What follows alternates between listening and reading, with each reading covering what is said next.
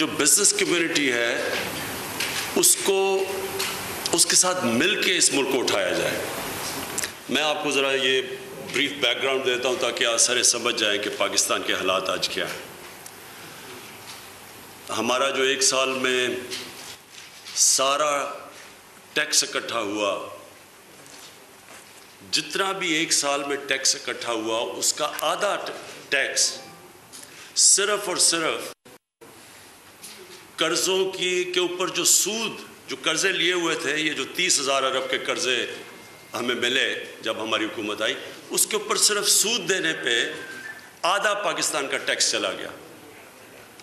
تو ایک ملک ٹیکس بھی سب سے کم دے اور یہ پھر قرضوں کا پہاڑ بھی چڑھ جائے اور اس کے اوپر سود بھی اتنا زیادہ ہو، تو جب تک کہ ملک اب اپنے آپ کو تبدیل نہیں کرتا، ہم آگے مزید اور ان قرضوں میں ڈوبتے جائیں گے۔ اس کو کہتے ہیں ڈیٹ ٹریپ۔ ڈیٹ ٹریپ کا مطلب ہوتا ہے جب آپ قرضے لیتے ہیں قرضوں کے اوپر سود دینے کے لیے۔ تو اس سے نکلنے کے لیے صرف طریقہ ایک ہے کہ ہم اپنی بزنس کمیونٹی کو ساتھ ملائیں، پاکستان میں انڈسٹریلائزیشن شروع کریں جو کہ پیچھے چلی گئی ہے۔ دنیا میں یہ سارے برے صغیر میں ملک انڈسٹریلائز ہوتے گئے ہیں، ہمارے ملک میں ڈیس انڈسٹریلائز ہوتا گیا ہے۔ ہماری ایکسپورٹس بڑھنے کی بجائے نیچے چلی گئی ہے، اور اس کی وجہ یہ ہے، بڑی وجہ ہے، گورنمنٹ پالیسیز ہیں، مس مینجمنٹ ہے، کرپشن ہے۔ تو جو کوشش اب یہ ہو رہی ہے کہ بزنس کمیونٹی کے ساتھ مل کے ان مشکل حالات میں بزنس کمیونٹی کو ہم کیسے ان کی مدد کریں، ان کو فیسیلیٹیٹ کریں کہ وہ کیسے اپنی بزنس آگے بڑھا سکتے ہیں۔ تو یہ مقصد تھا۔ تو پہلے میں یہ واضح کر دوں مقصد کیا تھا۔ اب پاکستان کے جدھر ہم آج کھڑے ہیں، 3 طریقے ہیں کہ ہم اس سے نکلیں گے۔ میں یہ عوام کو، کیونکہ لوگ دیکھ رہے ہیں، 3 طرح نکلتا ہے ملک جب وہ مقروض ہو جاتا ہے، جب وہ ڈیٹ ٹریپ میں آ جاتا ہے۔ میں آسان کرنے کے لیے لوگوں کے لیے جو دیکھ رہے ہیں، جو یہ ڈیفیسٹس اور وغیرہ وغیرہ نہیں سمجھیں گے، ایک گھر کے اوپر قرضہ چڑھ جاتا ہے، گھر مقروض ہو جاتا ہے۔ جب وہ گھر مقروض ہو جاتا ہے تو اس کے پاس صرف 2 راستے ہو جاتے ہیں کہ ایک وہ اپنے آمدنی بڑھائے، دوسرا خرچے کم کرے۔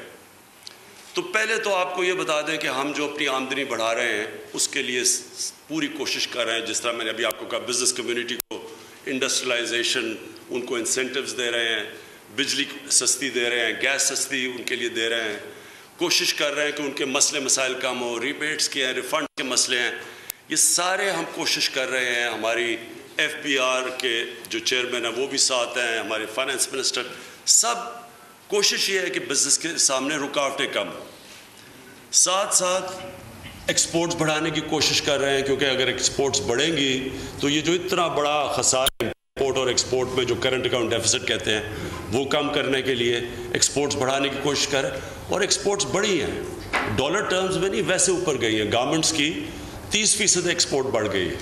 ریمیٹنسز جو پاکستانی ورکر بھیجتے ہیں وہ کوشش کر رہے ہیں کہ وہ لیگل چینلز ہیں وہ آگے گئی ہیں۔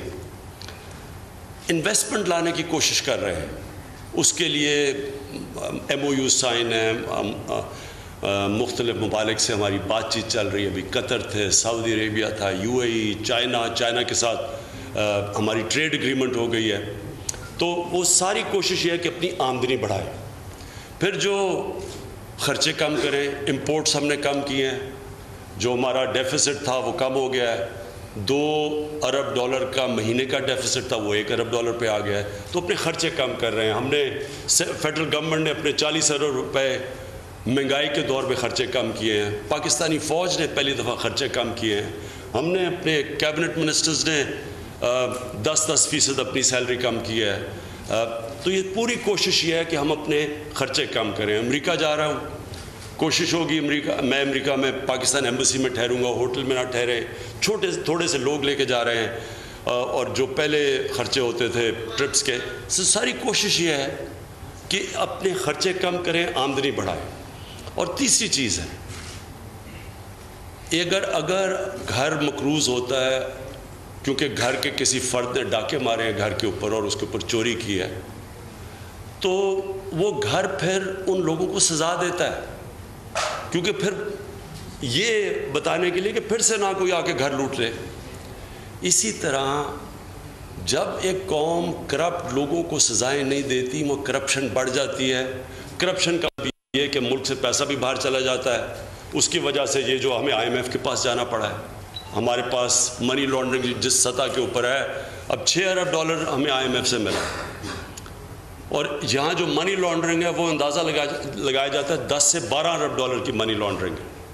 تو وہ جو لوگ اس ملک کو کرپشن کر رہے ہیں، چوری کر رہے ہیں، منی لانڈرنگ کر رہے ہیں، یہ یاد رکھیں کہ جب تک ہم ان کو انصاف کے کٹہرے میں نہیں کھڑا کریں گے، ان کو عدالتوں میں نہیں لے کے جائیں گے، ان کو سزائیں نہیں دیں گے، یہاں کبھی کرپشن ختم ہی نہیں ہوگی، اور اگر کرپشن ختم نہیں ہوگی ملک کا کوئی مستقبل نہیں ہے۔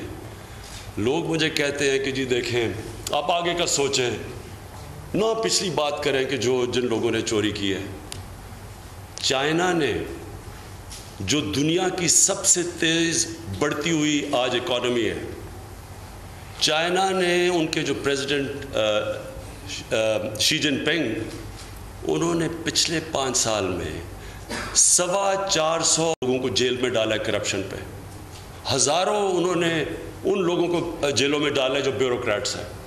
تو چائنا جو دنیا کا سب سے تیزی سے ترقی کر رہا ہے ملک، اگر وہ کرپشن پہ ہاتھ ڈال رہا ہے تو کوئی وجہ ہوگی، کیونکہ ان کو پتہ ہے کہ کرپشن ایک رکاوٹ ہے ایک ملک کے آگے بڑھنے میں۔ ہماری جس سطح کی کرپشن ہے، اس کرپشن میں یہ ملک آگے نہیں بڑھ سکتا۔ اس لیے یہ جو لوگ کہتے ہیں کہ جی چھوڑ دیں جی کرپشن، یہ جو آپ ہاتھ ڈال رہے ہیں، یہ جو آپ ٹیکس کی چوری کے اوپر جا رہے ہیں، اور آپ یہ جو بڑے یہ جو سیاستدانوں جنہوں نے اس ملک کے اوپر 6,000 ارب سے 30,000 ارب پہ قرضہ پہنچایا ہے، اس پیچھے نہ مڑ کے دیکھیں، یہ ملک سے غداری کر رہے ہیں۔ اگر ان لوگوں کا ہم احتساب نہیں کریں گے، یہ یاد رکھیں، یہ لوگ کبھی ملک کو آگے نہیں بڑھنے دیں گے۔ اور اس لیے آخر میں یہ کہنا چاہتا ہوں کہ جو مرضی یہ لوگ کریں گے، یہ پہلے دن سے ہمیں بلیک میل کر رہے ہیں، پہلے دن سے یہ افراتفری انہوں نے ملک میں پھنسائی ہوئی ہے کہ سارے ملک میں کہ جی ملک آگے نہیں چل رہا، گورنمنٹ گرا دو۔ یہ سارا ان کا مقصد ایک ہے، یہ 3 الفاظ میرے منہ سے سننا چاہتے ہیں، NRO، یہ سننا چاہتے ہیں، گورنمنٹ بھی بڑی زبردست ہو جائے گی، ترقی بھی ہو جائے گی ملک میں، صرف اگر میں ان کو یہ 3 لفظ کہہ دوں۔ اور میں یہ کبھی 3 لفظ اس لیے نہیں کہوں گا، ایک تو میں اللہ کو جواب دوں، دوسرا میں اس قوم سے غداری کروں گا۔ اگر ہم اس وقت اس ملک میں احتساب کر گئے طاقتور کا، یہ ملک ہمیشہ کے لیے بدل جائے گا۔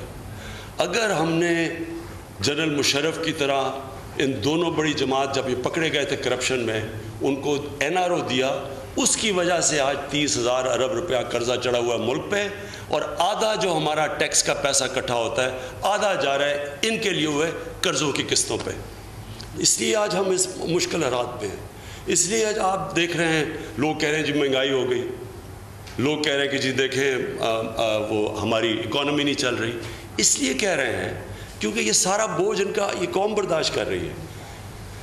تو میں یہ جو آج بزنس کمیونٹی سے ملا ہوں، میں نے بزنس کمیونٹی کو پورا ان سے وعدہ کیا ہے کہ آپ سمجھیں کہ گورنمنٹ آپ کی پارٹنر ہے، ہمارا کام ہے آپ کی مدد کرنا، بزنس کمیونٹی چلے گی، نوکریاں ملیں گی، سرمایہ کاری ہوگی، اور یہ جو اور اس سے ہمارے پاس اتنا پیسہ آئے گا کہ ہم ان کی قرضوں کی قسطیں واپس کریں۔ پھر سے اگر گھر مقروض ہو جاتا ہے، اگر گھر کے اوپر قرضے چڑھ جاتے ہیں، تو گھر پھر کیا کرتا ہے؟ کوشش کرتا ہے کہیں سے قرضہ لے، اس قرضے سے کوئی کاروبار شروع کرے، کوئی دکان لگائے، کوئی فیکٹری لگائے، اس کی آمدنی آئے، اور اس آمدنی سے پھر وہ آہستہ آہستہ قرضے واپس کرتے ہیں۔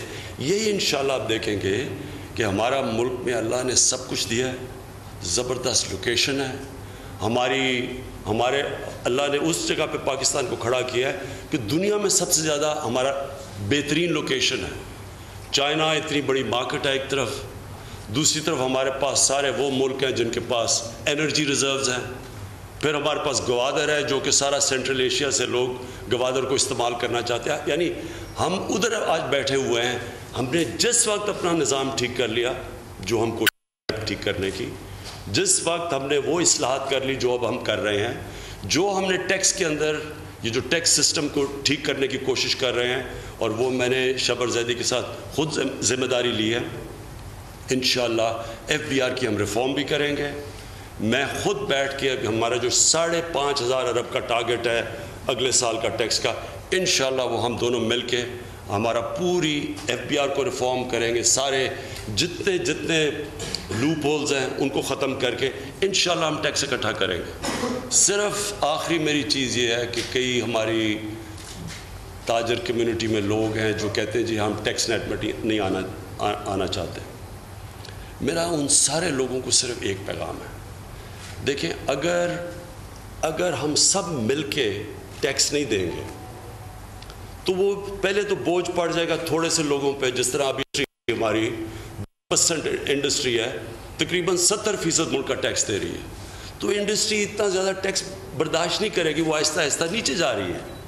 اور دوسری چیز, اگر ہم ٹیکس نہیں دیں گے تو کیا کریں گے, گورنمنٹ نوٹ چھاپے گی.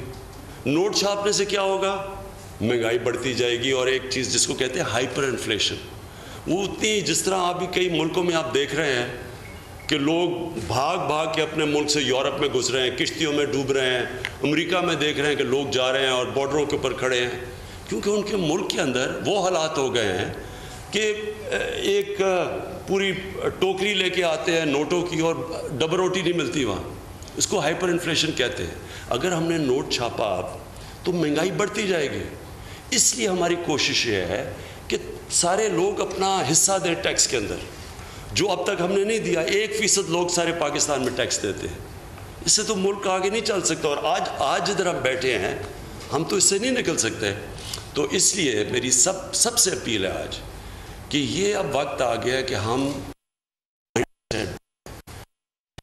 وہ جو طبقے آج تک ٹیکس نہیں دیتے تھے, ہم سارے مل کے اپنا کنٹریبیوٹ کریں.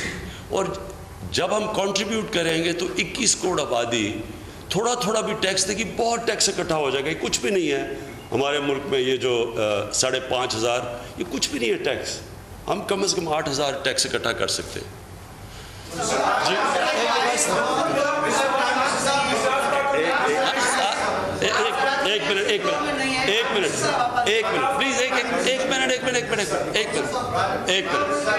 ایک منٹ پلیز میری بات سنیں. دیکھیں آرام سے ایک کر کے جو سوال پوچھ رہے پلیز ایک سوال.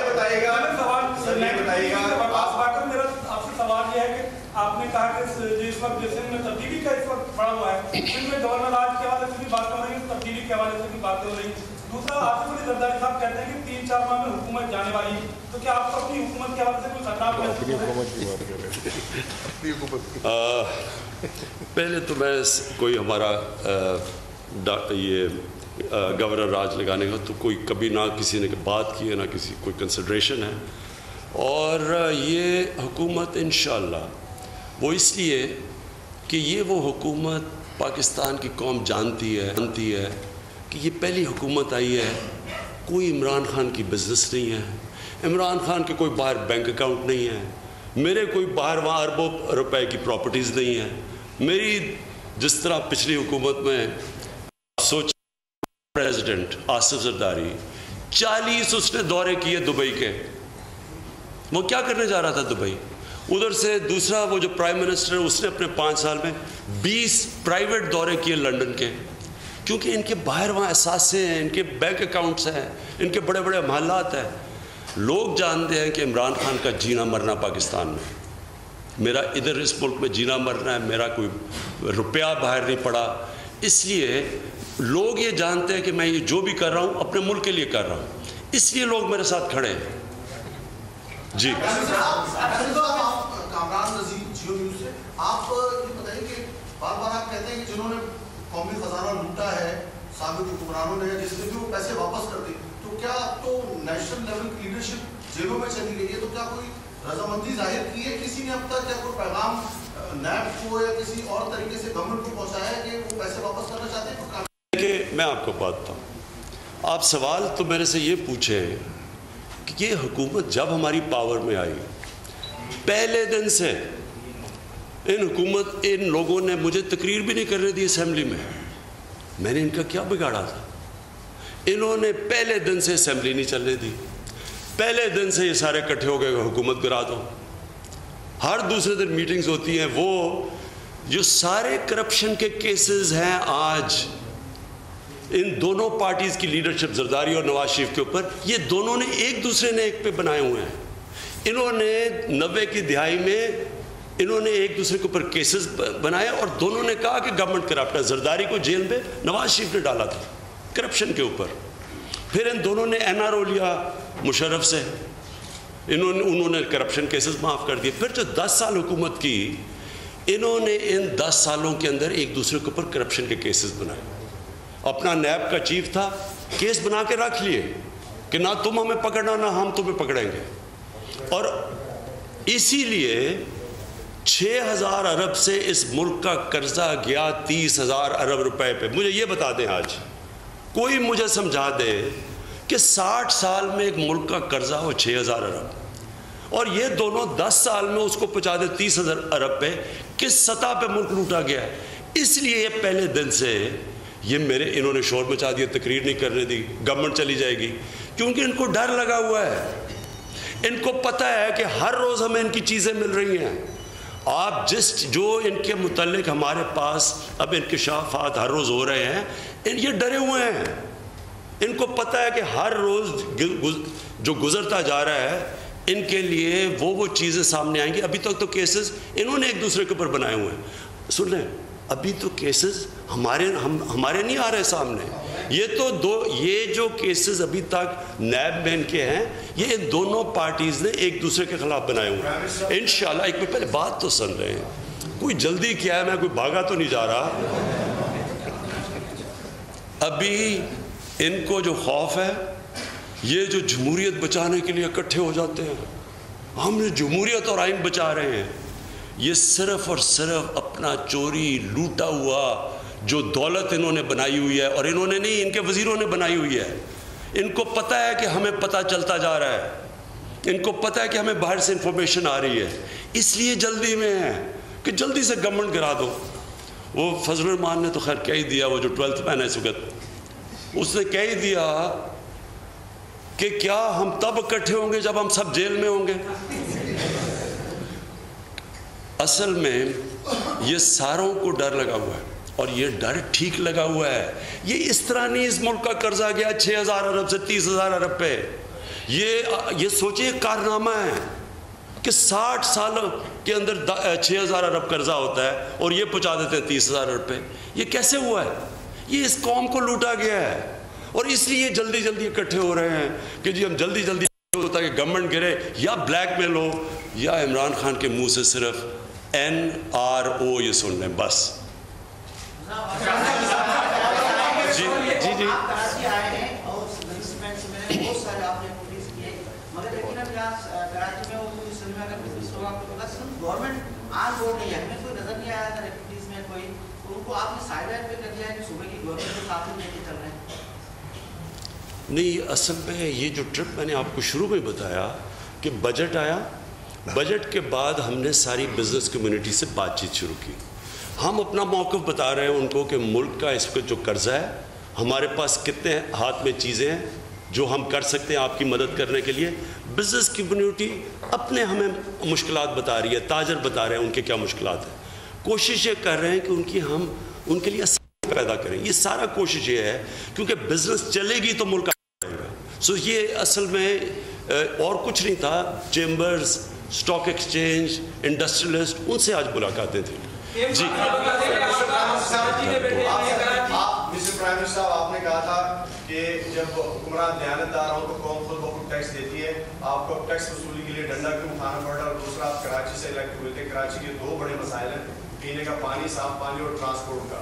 آپ نے ڈی سیلینیشن پلانٹ لگانے کا اعلان کیا تھا، وہ کب لگے گا؟ اور گرین لائن منصوبے کا بتا دیں، کراچی کو ٹرانسپورٹ کے مسائل سے کب شہریوں کو نجات دی؟ 3-4 سوال۔ پہلا آپ کا کیا سوال؟ جی دیکھیں میری اب بات سنیں۔ جب تک جو بھی قوم ترقی اوپر ہے نا، آج خوشحال ہے، جو بھی قوم خوشحال ہے، ان کی اس وقت دیکھ لیں کہ اس قوم کے اندر کرپشن بالکل ہے نہیں.